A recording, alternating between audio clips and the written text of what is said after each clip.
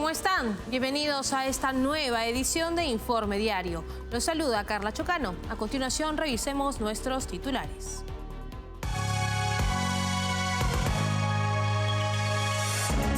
La dictadura de Nicolás Maduro ha intensificado su presencia militar en el Esequibo, según revela un informe del Centro de Estudios Estratégicos Internacionales.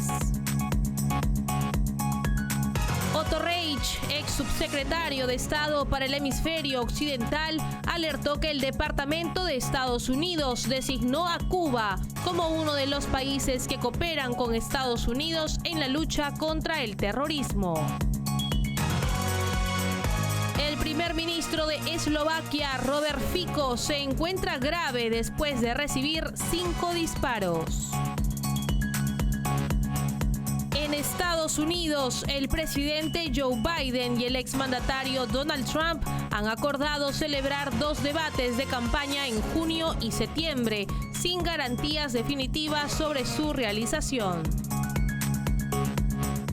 Empezamos con el desarrollo de la información contándoles que la dictadura de Nicolás Maduro ha intensificado su presencia militar en la zona fronteriza con Guyana, específicamente en la zona disputada del Esequibo, según revela un informe del Centro de Estudios Estratégicos Internacionales. Esta provocación es vista como una estrategia para justificar una acción militar que cancele las elecciones de Venezuela, que están programadas para el próximo 28 de julio. La dictadura de Nicolás Maduro ha intensificado su presencia militar en la frontera con Guyana, especialmente en la zona disputada de Esequibo, según revela un informe reciente del Centro de Estudios Estratégicos e Internacionales, acompañado de imágenes satelitales. Este aumento en la movilización de tropas y equipamiento militar venezolano ha sido visto con preocupación por expertos como Ryan Berg del CSIS. El informe también señala que Maduro ha ordenado la expansión de una base militar cerca a la isla de Anacoco. Esta escalada militar desafía los acuerdos realizados en San Vicente y las Granadinas, donde se acordó evitar el uso de la fuerza para resolver la disputa territorial. Este aumento de tensiones militares en el Esequibo representa un riesgo no solo para la estabilidad regional, sino también para el proceso democrático en Venezuela. Ryan Berg advierte que Maduro podría usar cualquier incidente percibido como provocación por parte de Guyana para justificar una acción militar, posiblemente como una táctica para cancelar o posponer las elecciones presidenciales programadas para el 28 de julio. Berg destaca que Maduro enfrentará una oposición significativa encabezada por Edmundo González Urrutia, respaldado por figuras como María Corina Machado, lo que representa una amenaza real para el régimen. El candidato de la oposición, González Urrutia, ha enfrentado obstáculos y maniobras del oficialismo para socavar su campaña, aunque ha resistido con fuerza y convicción. Se teme que Maduro pueda intentar estrategias adicionales para posponer o cancelar indefinidamente las elecciones y mantenerse en el poder. Y en conversación con el portal Infobae, un alto oficial de la Fuerza Armada Nacional Bolivariana ha expuesto preocupantes estrategias del régimen de Nicolás Maduro para mantenerse en el poder a través de maniobras que podrían llevar a la suspensión de las elecciones. Según el oficial, el gobierno utiliza al ejército como parte fundamental de esta estrategia. El oficial destacó que el régimen ha intentado diversas tácticas que no han tenido éxito en asegurar la permanencia en el poder a través de procesos electorales. Sin embargo, la última maniobra ha sido planificada cuidadosamente, aparentando una apertura a la participación electoral al aceptar la inscripción del candidato Edmundo González Urrutia, respaldado por María Corina Machado. Además, Maduro ha buscado legitimar su posición internacionalmente al invitar la observación de Europa y la presencia del delegado de la Oficina del Alto Comisionado para los Derechos Humanos de la ONU. El régimen también ha intentado mostrar apoyo popular mediante movilizaciones de bases estatales y encuestas poco creíbles que lo favorecen.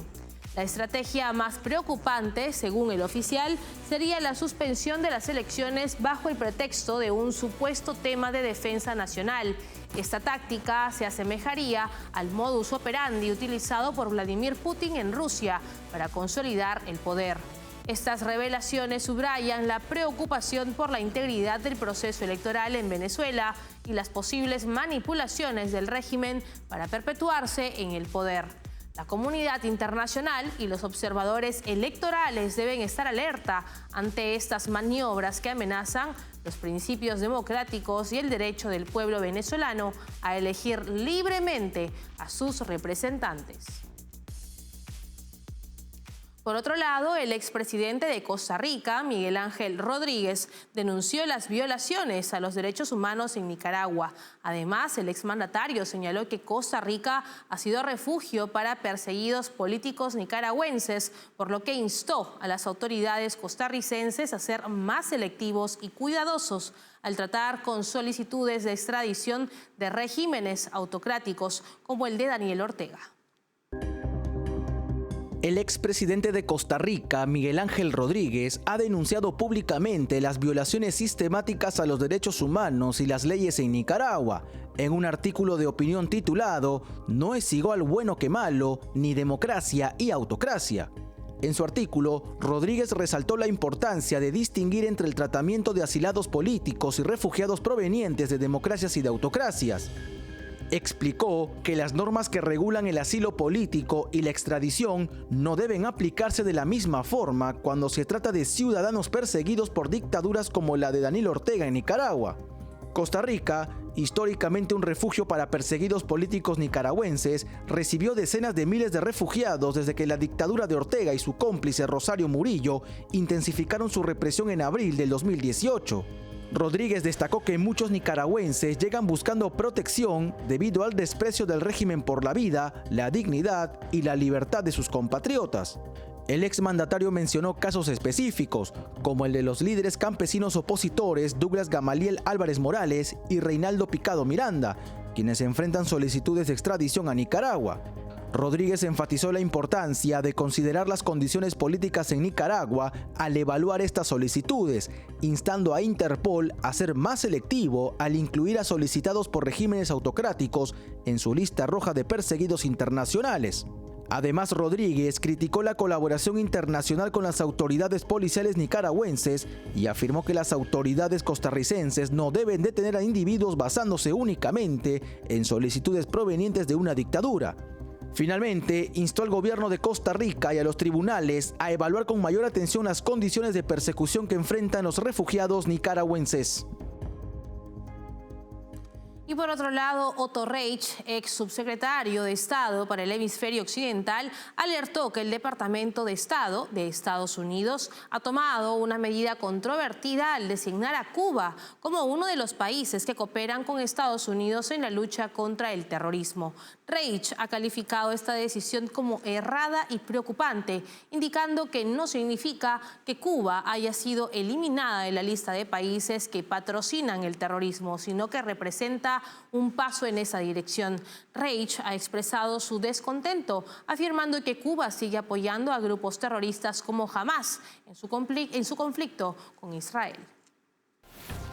Otto Reich, ex subsecretario de Estado para el Hemisferio Occidental, alertó que el Departamento de Estado de Estados Unidos ha tomado una medida controvertida al designar a Cuba como uno de los países que cooperan con Estados Unidos en la lucha contra el terrorismo.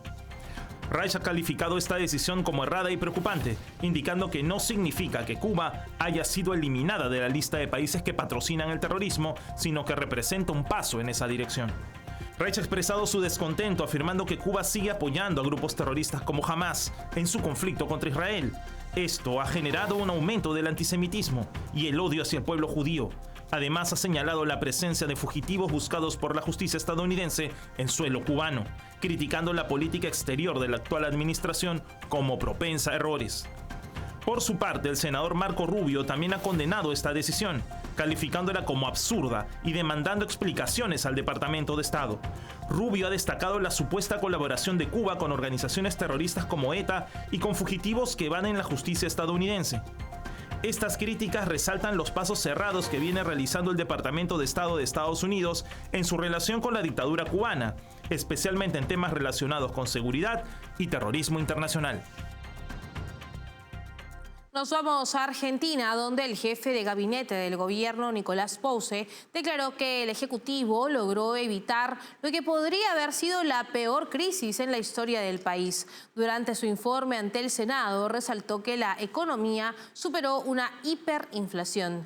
Pose mencionó que se evitó una crisis que habría combinado lo peor de la inflación de 1989 y la crisis del 2001 al 2002. Identificó el exceso de gasto y el déficit como la raíz del problema económico, junto con los mecanismos utilizados para financiarlo.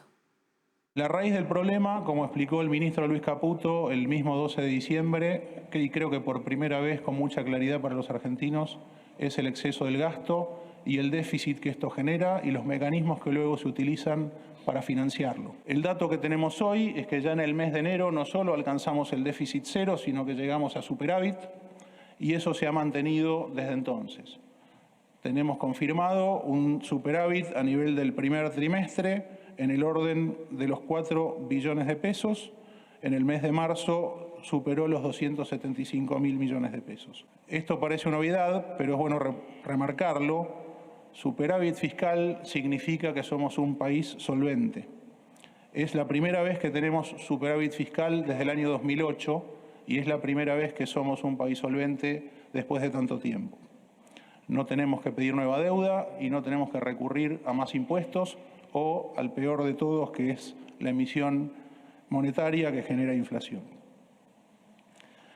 Entre otras cosas, como dije, se evitó un default de 50.000 millones de dólares que había quedado acumulado en documentos entregados a importadores. Evitamos, como dijo el presidente y venía anunciando a lo largo de la campaña, una crisis que probablemente hubiese sido la mayor de la historia argentina, ya que combinaba lo peor del Rodrigazo, lo peor de la inflación de 1989 y lo peor de la crisis de los años 2001 y 2002, con un agravante adicional. Los niveles de pobreza e indigencia que tiene nuestro país hoy no existían en ninguno de esos momentos. Con esta información cumplimos con la primera pausa del programa. Regresamos con más enseguida. Café Sombra de Pino. Un café diferente que crece a la sombra de pinos en Villarrica. Ya lo saben, Café Sombra de Pino. Un café premium al alcance de todos.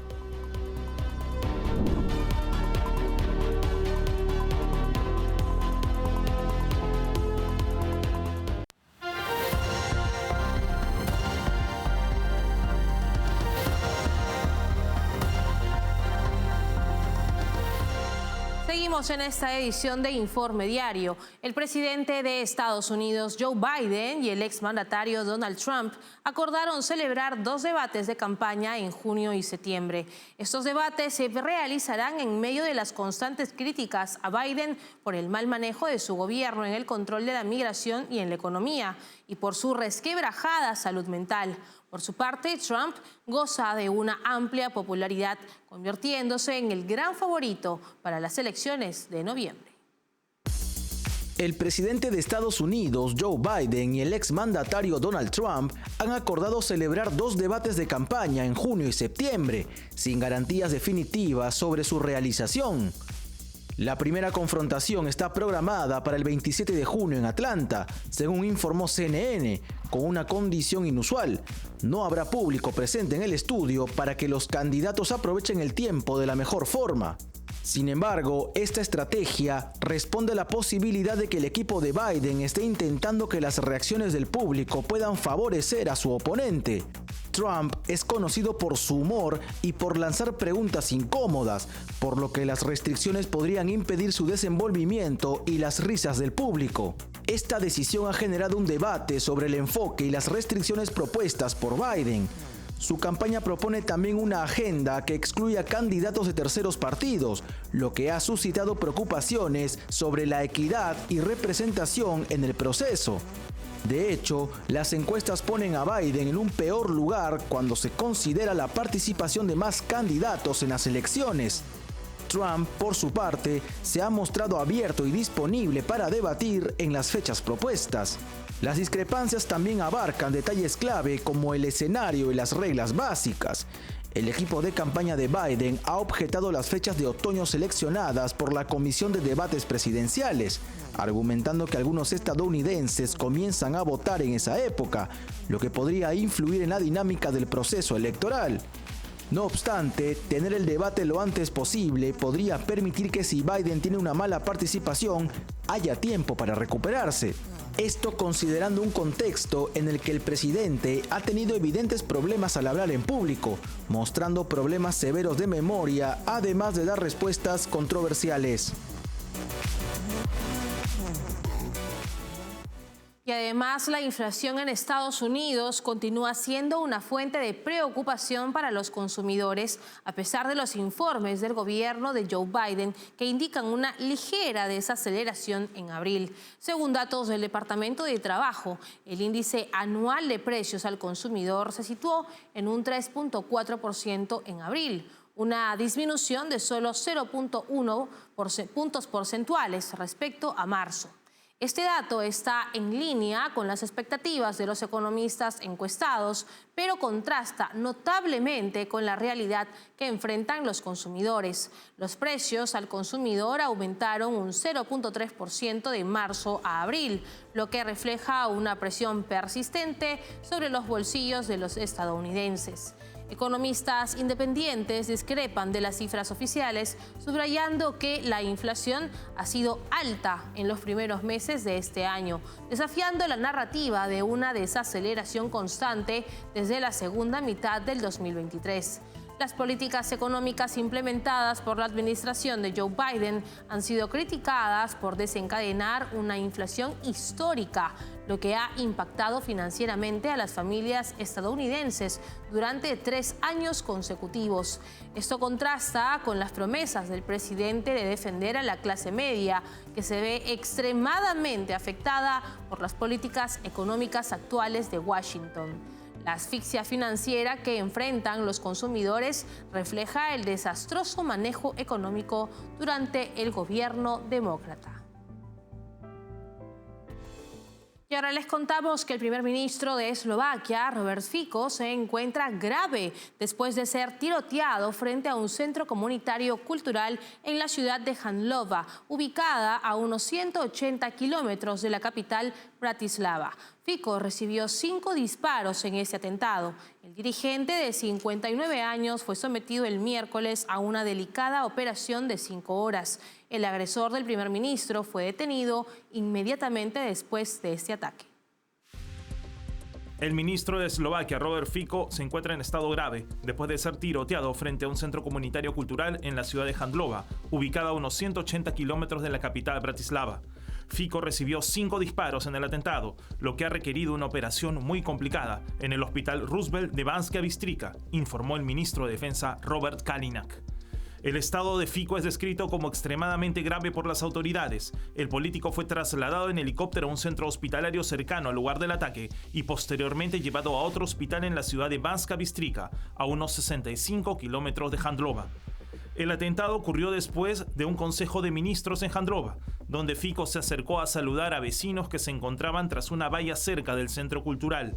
En ese momento, un hombre de 71 años, identificado como Juraj C., sacó una pistola y disparó varias veces contra el primer ministro. El agresor, que fue detenido inmediatamente después de los disparos, poseía licencia de armas. Según medios eslovacos, el agresor era miembro de un club literario y había trabajado anteriormente como guardia de seguridad en un centro comercial. La policía está investigando los motivos detrás de este ataque violento contra el primer ministro Fico, que ha conmocionado a Eslovaquia y ha generado preocupación en la región. A continuación nos separamos por unos instantes, volvemos con más el Informe Diario. Café Sombra de Pino, un café diferente que crece a la sombra de pinos en Villarrica. Ya lo saben, Café Sombra de Pino, un café premium al alcance de todos.